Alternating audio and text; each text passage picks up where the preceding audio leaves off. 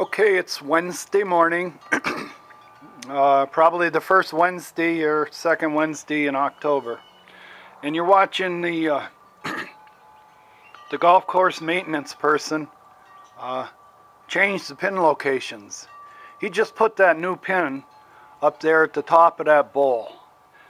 Just to the left of that pin, there's a big drop off, and that's a tricky pin to go to because you can hit a ball 1 foot from that pin from 175 yards away. If you hit it 1 foot from the pin, or you hit that incline just left of the pin, it's going to roll down into the bottom of this bowl. So that's a tough pin to go for. And anywhere on the green that you're putting, you're always dealing with the ridge because that pin is set on a ridge. It's set on the edge of a bowl. So that's a tough pin today. It's especially tough pin for anybody who lives along this strip. All the houses that are north of the tee box today are going to be threatened because of that pin location. If that pin was, say, 100 feet away from where it is, where they had it the other day, and I had video of it, if it was on the other side of the green, let me shift here. You're going to be looking into the sun, but from those tee boxes right there, the other day when the pin was set at the left side of the green, everybody was shooting over the water and away from our houses. Okay? The houses weren't in play as much because they were trying to hit the left side of the green. Okay, there's kind of peninsula out there. You see the peninsula and the green starts. Well, they're aiming for over there, right behind the tree. And that's good for the houses along here because it kind of takes the houses here out of play. But they got the pin set here today.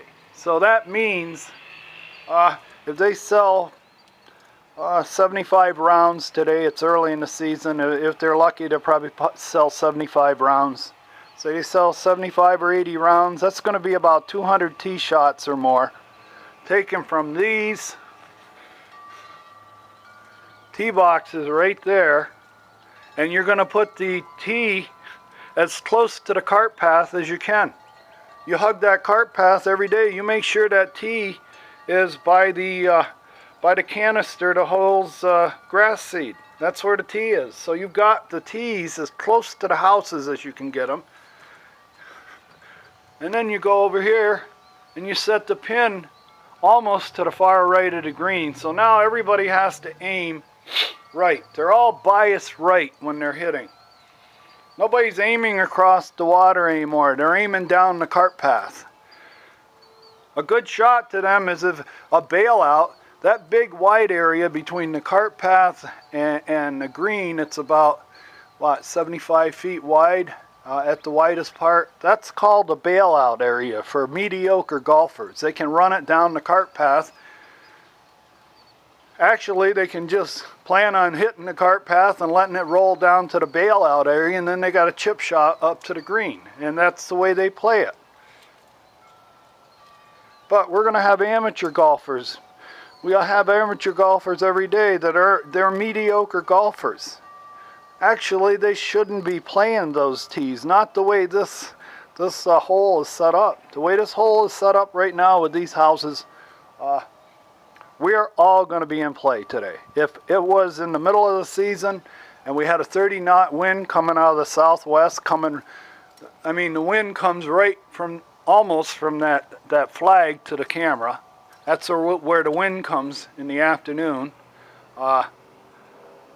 It's the 3 or 4 o'clock wind that comes every afternoon in the desert, but it comes right out of the southwest, right from that flag to my camera. And so that even if somebody's hitting a slice, and we all know beginning golfers have never been taught to square up the club. They don't know a weak grip from a strong grip. They got a baseball grip. When I watch people out here and they got a baseball grip on a club instead of a proper golf grip, and they're swinging a shallow baseball swing like a Happy Gilmore, they're hitting a hockey puck instead of a golf ball, it sends chills up my spine, because they're only about 50 or 100 feet offline from my house. All he takes is one mediocre golfer that day that doesn't know how to square up the club. He's crushing the ball. Every time he transfers energy into the ball leaves his club hot, but he's constantly got his face open. So everything he hits is a block to the right. Please, anybody who's running the golf course, please understand this. What's happening with these houses here? It's day in, day out. I shouldn't have to deal with this. I live on a golf course, yes, but God, the golf course has to understand that the hazard that you're creating for everybody along this line all day long, all season long, is sometimes, I bet there's over 500 tee shots hitting from those tees on a busy day. On a real busy day where you're sold out, and that tee box on the 6th tee, there's 3 groups waiting at it all day long. They finally sent somebody out here to trim the tree. Here we go.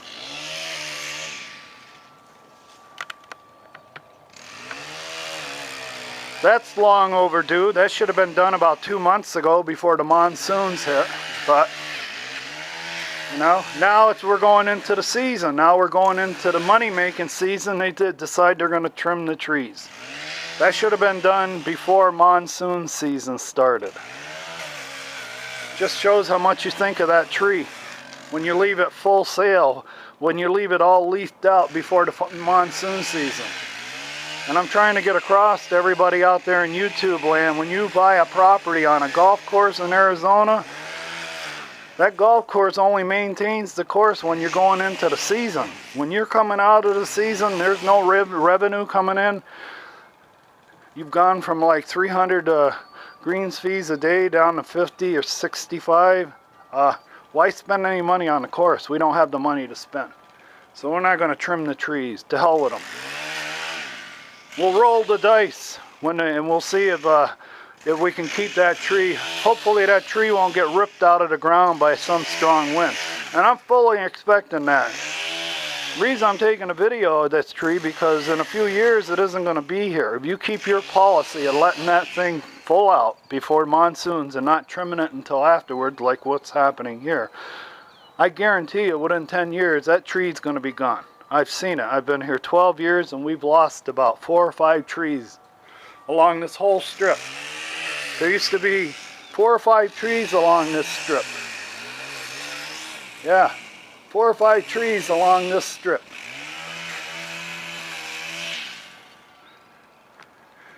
And the sad thing is when they get ripped out in the end of August or the beginning of September, when they get ripped out of the ground, that beautiful tree that has been growing there for 7 or 8 years, 9 years, now is laying on its side with its roots up in the air for 6 or 7 weeks, because they're not going to spend any money till the season starts. So they wait until October, the middle of October. It got ripped out of the ground in August, so it's like the middle of October before they even get around to it. And you know why they're so busy and they can't get around to it? Because they didn't trim any trees before the monsoon hit. You left everything full sails, and the monsoon hit. Now you got a golf course filled with trees that are ripped out of the ground. That's happened. Don't tell me it hasn't. And you got a skeleton crew, a skeleton summer crew, trying to clean up all this mess that was created basically by you by not trimming the trees when you should have.